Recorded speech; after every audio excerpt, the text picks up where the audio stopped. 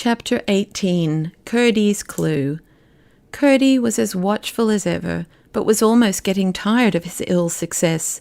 Every other night or so he followed the goblins about as they went on digging and boring, and getting as near them as he could, watched them from behind stones and rocks, but as yet he seemed no nearer finding out what they had in view. As at first, he always kept hold of the end of his string, while his pickaxe, left just outside the hole by which he entered the goblins' country from the mine, continued to serve as an anchor and hold fast the other end. The goblins, hearing no more noise in that quarter, had ceased to apprehend an immediate invasion, and kept no watch. One night, after dodging about and listening till he was nearly falling asleep with weariness, he began to roll up his ball, for he had resolved to go home to bed. It was not long, however, before he began to feel bewildered. One after another he passed goblin houses, caves, that is, occupied by goblin families, and at length was sure there were many more than he had passed as he came. He had to use great caution to pass unseen, they lay so close together. Could his string have led him wrong? He still followed winding it, and still it led him into more thickly populated quarters, until he became quite uneasy, and indeed apprehensive, for although he was not afraid of the cobs, he was afraid of not finding his way out. But what could he do? It was of no use to sit down and wait for the morning. The morning made no difference here. It was dark, and always dark, and if his string failed him, he was helpless. He might even arrive within a yard of the mine and never know it. Seeing he could do nothing better, he would at least find where the end of his string was, and, if possible, how it had come to play him such a trick. He knew by the size of the ball that he was getting pretty near the last of it, when he began to feel a tugging and pulling at it. What could it mean? Turning a sharp corner, he thought he heard strange sounds. These grew as he went on, to a scuffling and growling and squeaking, and the noise increased until, turning a second sharp corner, he found himself in the midst of it, and the same moment tumbled over a wallowing mass which he knew must be a knot of the cob's creatures. Before he could recover his feet, he had caught some great scratches on his face, and several severe bites on his legs and arms. But as he scrambled to get up, his hand fell upon his pickaxe, and before the horrid beasts could do him any serious harm, he was laying about with it right and left in the dark. The hideous cries which followed gave him the satisfaction of knowing that he had punished some of them pretty smartly for their rudeness, and by their scampering and their retreating howls, he perceived that he had routed them.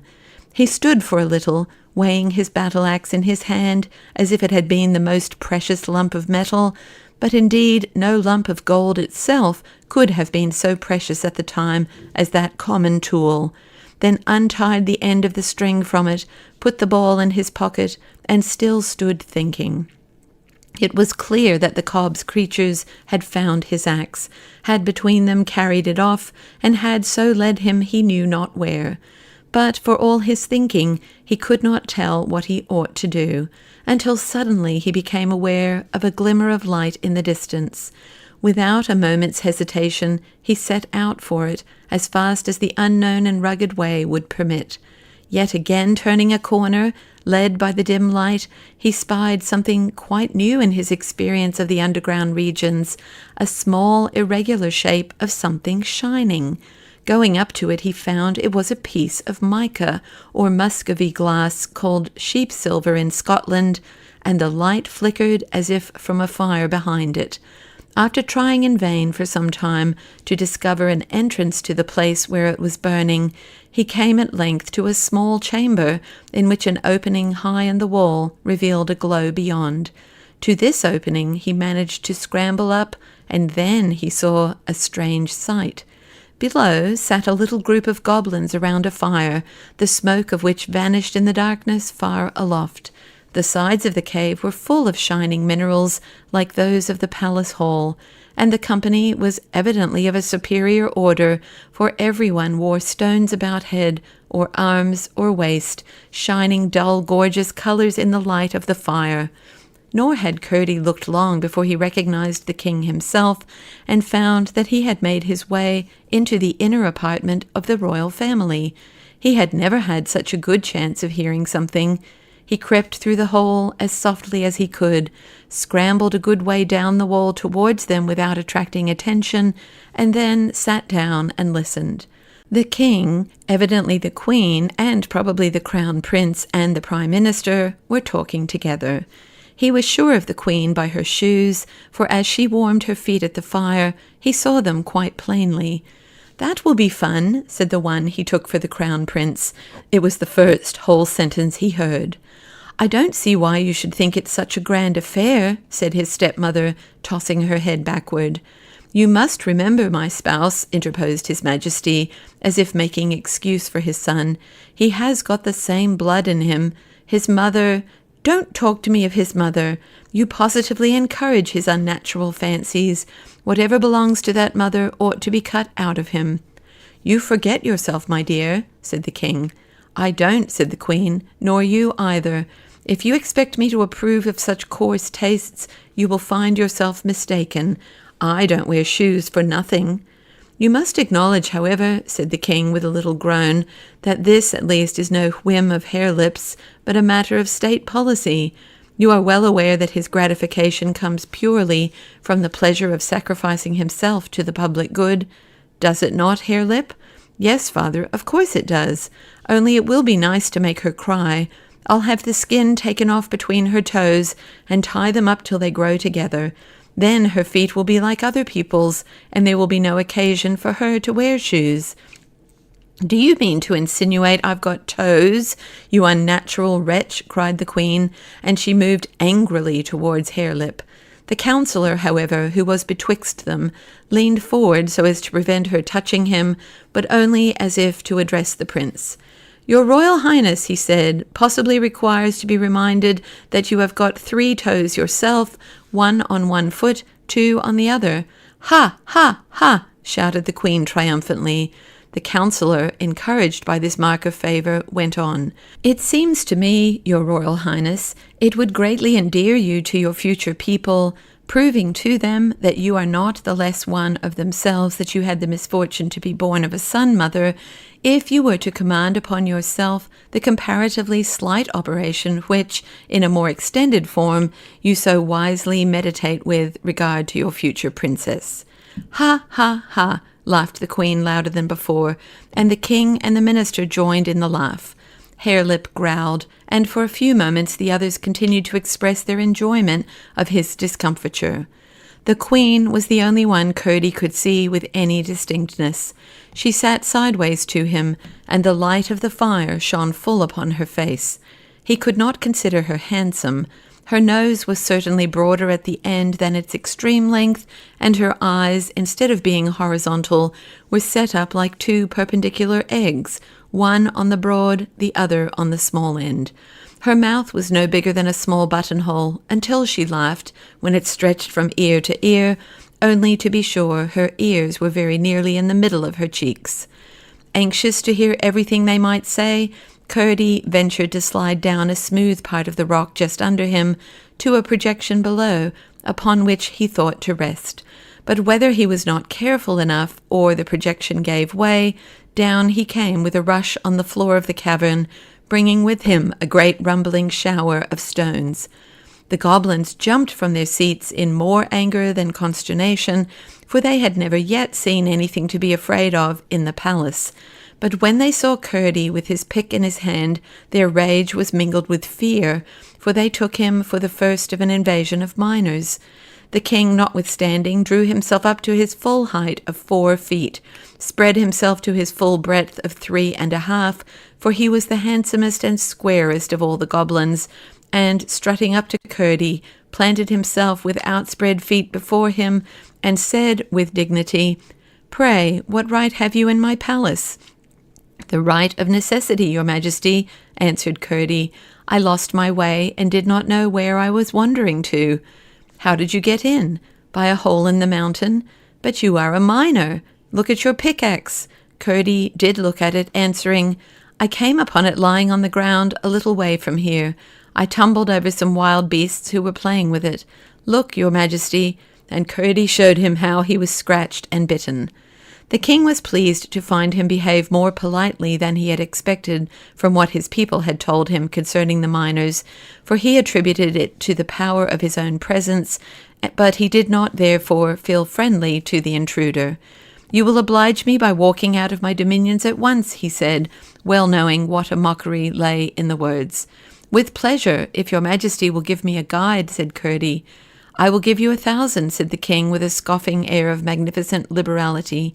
1 will be quite sufficient, said Curdie. But the king uttered a strange shout, half hello, half roar, and in rushed goblins till the cave was swarming. He said something to the first of them, which Curdie could not hear, and it was passed from one to another, till in a moment the farthest in the crowd had evidently heard and understood it. They began to gather about him in a way he did not relish, and he retreated towards the wall. They pressed upon him. Stand back, said Curdie, grasping his pickaxe tighter by his knee. They only grinned and pressed closer. Curdie bethought himself and began to rhyme.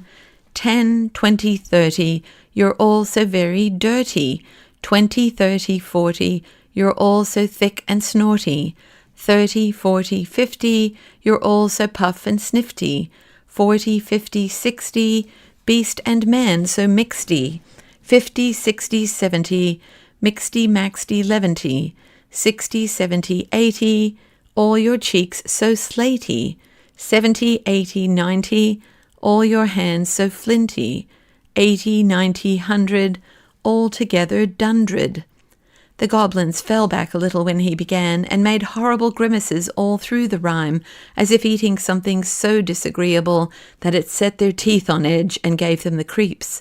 But whether it was that the rhyming words were most of them no words at all, for a new rhyme being considered the more efficacious, Curdie had made it on the spur of the moment, or whether it was that the presence of the king and queen gave them courage, I cannot tell. But the moment the rhyme was over, they crowded on him again, and outshot 100 long arms, with a multitude of thick, nailless fingers at the ends of them, to lay hold upon him. Then Curdie heaved up his axe, but being as gentle as courageous, and not wishing to kill any of them, he turned the end which was square and blunt like a hammer, and with that came down a great blow on the head of the goblin nearest him. Hard as the heads of all goblins are, he thought he must feel that. And so he did, no doubt, but he only gave a horrible cry and sprung at Curdie's throat. Curdie, however, drew back in time, and just at that critical moment remembered the vulnerable part of the goblin body. He made a sudden rush at the king and stamped with all his might on his majesty's feet. The king gave a most unkingly howl and almost fell into the fire. Curdie then rushed into the crowd, stamping right and left. The goblins drew back, howling on every side as he approached, but they were so crowded that few of those he attacked could escape his tread, and the shrieking and roaring that filled the cave would have appalled Curdie but for the good hope it gave him. They were tumbling over each other in heaps in their eagerness to rush from the cave, when a new assailant suddenly faced him. The queen, with flaming eyes and expanded nostrils, her hair standing half up from her head, rushed at him. She trusted in her shoes. They were of granite, hollowed like French sabots. Curdie would have endured much rather than hurt a woman, even if she was a goblin, but here was an affair of life and death. Forgetting her shoes, he made a great stamp on one of her feet, but she instantly returned it with very different effect, causing him frightful pain and almost disabling him.